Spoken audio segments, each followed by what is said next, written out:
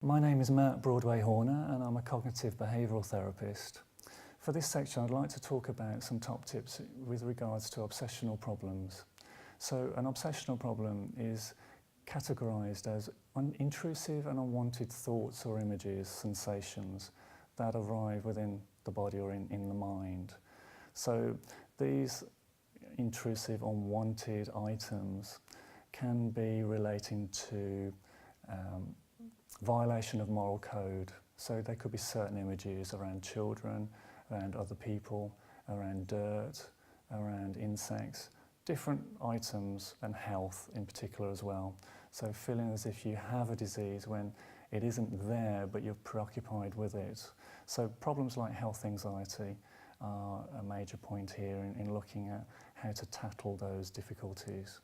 So one of the top tips would be to look at viewing the difficulty in a different way. So if we look at it as that you're viewing the problem as that you're in a party, so the mind, if we use the analogy here of the mind being this party and you've got all your favourite guests there and you're sat in the chair, but then an intruder comes in and it's, for want of a better word, maybe a homeless person comes in.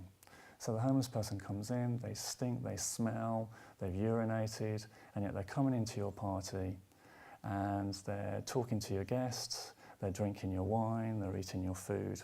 Now, with the idea of intrusive, unwanted thoughts, just imagine you trying to barricade the door and stopping that person from getting in. So where's the attention? Your attention's going to be on the intruder. So where's your back? Your back's to your guests. So the guests that you want to be there, the good, fun, happy guests that you want to be there, you're not paying any attention to them at all. So with treatment, what we would look at is helping you to understand that what we want you to aim for is helping you to be sat in the chair. So that even if the intruder comes in, they drink, they eat, they take the food, they talk to your guests, then actually you can just sit there and spend your time and attention with those guests. And that really is the aim of overcoming obsessional problems. So the next top tip is around developing task confidence. How can we do that when we're so preoccupied with the idea that maybe we overgeneralise and think, well, because I'm not good at one thing, I'm not good at everything. And that's the key here, is to not overgeneralise.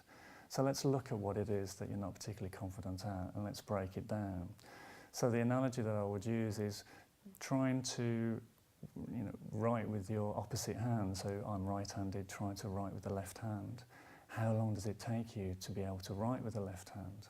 It takes time, it takes effort, and the more that you troubleshoot, the more that you're able to get that right and perfect the art of writing with the left hand. It's the same sort of thing with developing confidence. Look at what you're wanting to develop in that area.